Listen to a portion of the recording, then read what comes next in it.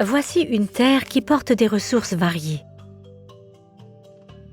Les membres d'une communauté peuvent en profiter, chacun exploitant les ressources selon ses besoins. Mais si chacun fait ce qu'il veut, il peut y avoir concurrence entre les usages, jusqu'à épuisement des ressources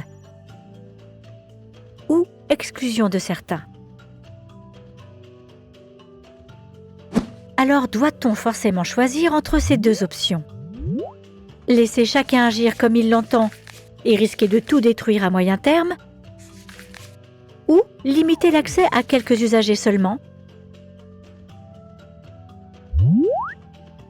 Il y a une autre voie, celle des communs. Un commun, c'est un espace géré collectivement et dans l'intérêt de tous et de sa préservation. Il n'est pas à quelqu'un, il est là pour tous.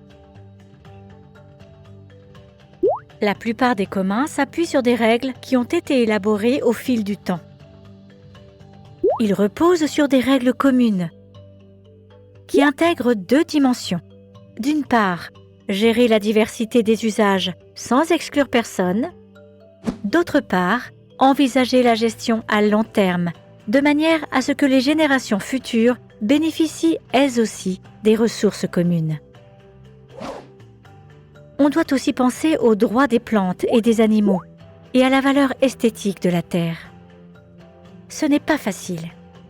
Il y aura sans doute de longues discussions pour définir les usages autorisés, des conflits. Mais le jeu en vaut la chandelle.